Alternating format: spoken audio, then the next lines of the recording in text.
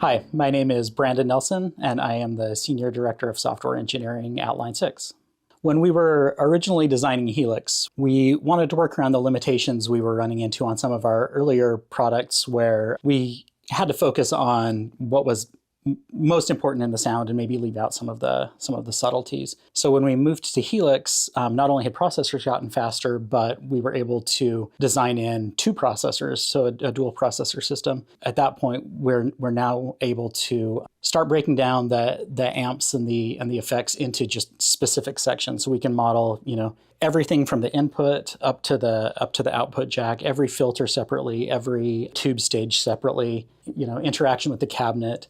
All of those things that we were kind of having to compromise on in the past because we just didn't have enough horsepower.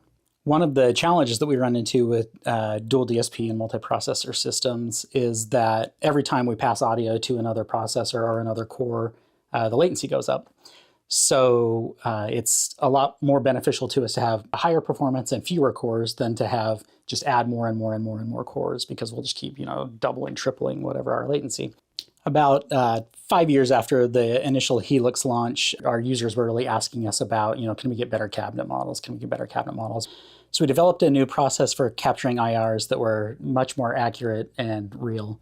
In addition, we were able to unlock some parts of the processor that we weren't using before. So, not only were they more accurate and real, but they went from being fairly computationally expensive, taking up a lot of your processor, to being virtually free. So, it made it so users could just load more blocks, load an additional reverb, get more complex signal paths. And that's something we do on our products. We're always looking for places where we can improve and where we can, squeeze out more performance or give more features to make better and better products as we go on.